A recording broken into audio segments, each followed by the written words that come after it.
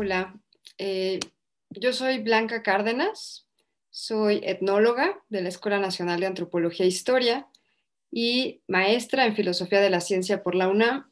Recientemente me he dedicado a la museología crítica y estoy trabajando sobre la exhibición de procesos científicos en museos, particularmente museos de etnografía y museos de arqueología.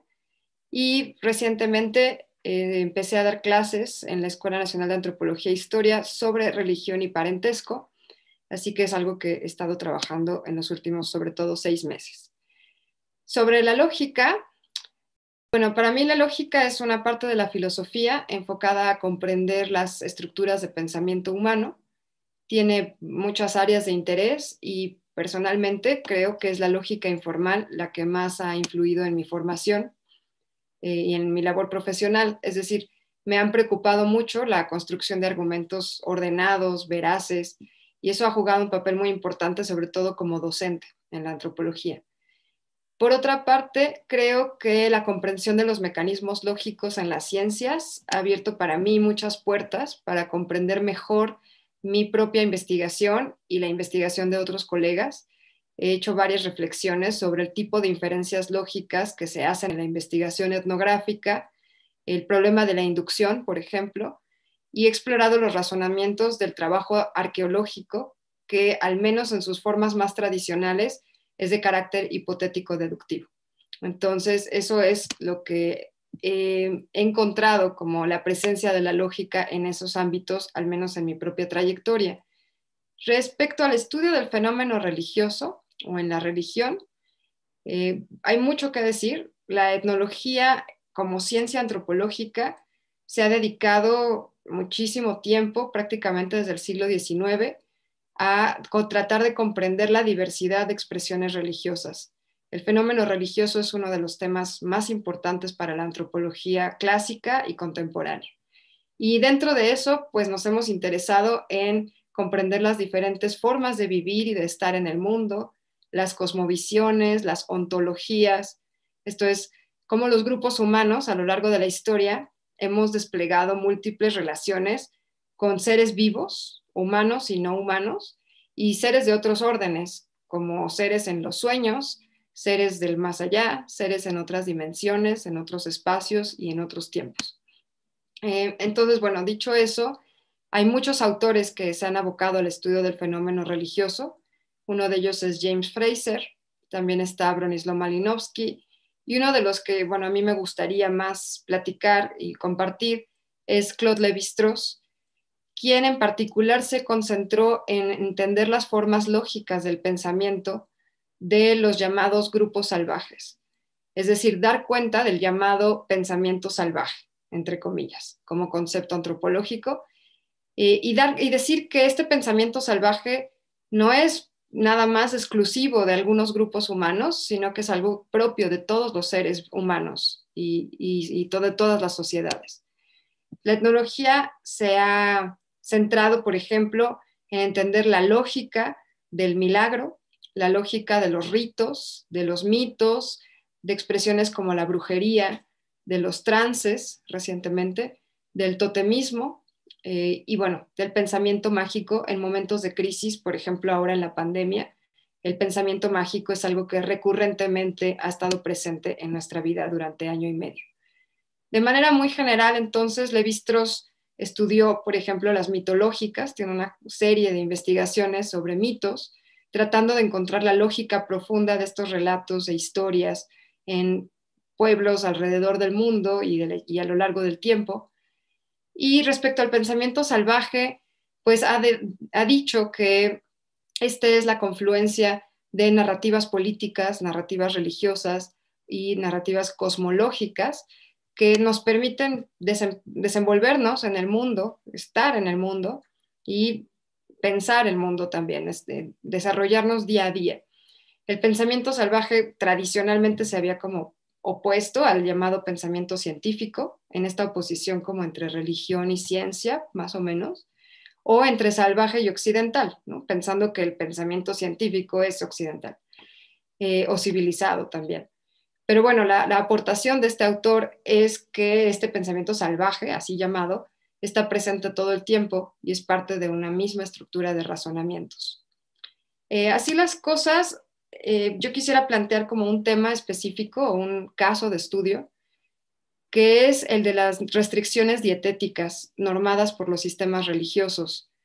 En algún momento hice una investigación sobre los sabores, sobre las reglas alimentarias en algunos pueblos en México, particularmente de la Sierra Tarahumara, y me acerqué a este tema de las restricciones dietéticas o aquellas normas implantadas por un sistema religioso que tienen que ver con la alimentación o con hábitos alimenticios.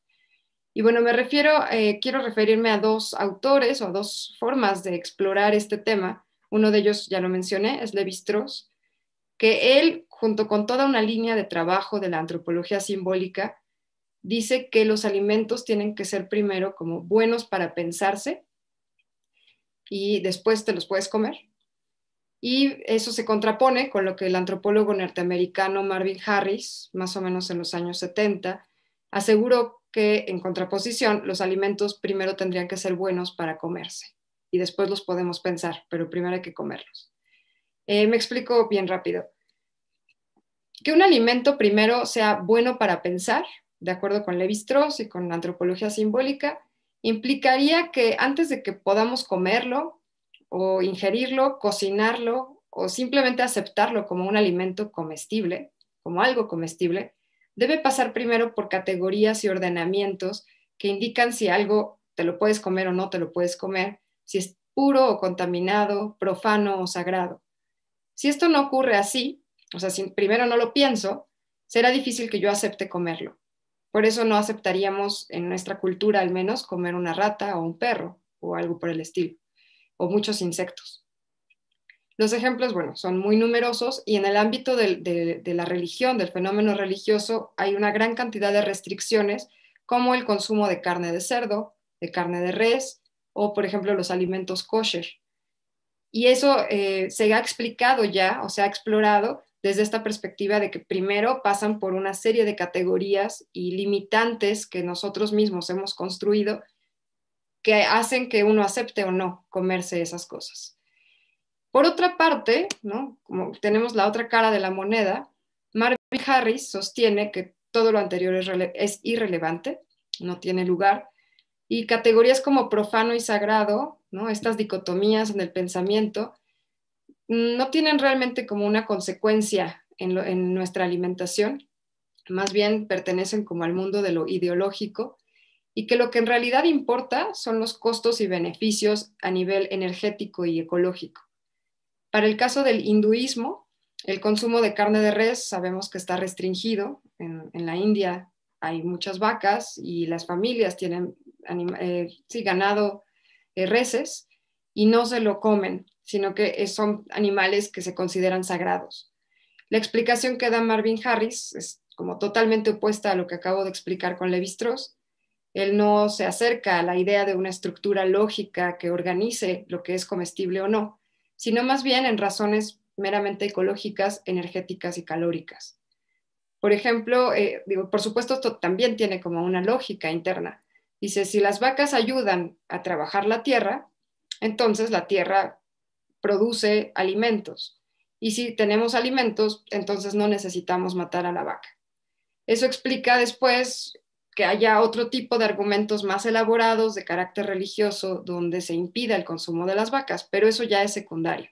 Todo empieza en una lógica de siembra de la tierra, de energía, de consumos y kilocalorías. Dicho todo esto, pues me parece que ambas explicaciones, bueno para pensar o bueno para comer, parten de razonamientos muy distintos. Y este ejemplo de la vaca en la India, de las vacas sagradas, pues recupera datos empíricos, mientras que tal vez las investigaciones más centradas en clasificaciones, el bueno para pensar, responde a otro tipo de inferencias. Por ejemplo, en esta línea tenemos el trabajo de esta antropóloga llamada Mary Douglas, que hizo una investigación sobre las abominaciones alimenticias que están explícitas en el Levítico, en el Antiguo Testamento. Entonces, bueno, la pregunta creo que es cómo encontrar un punto medio.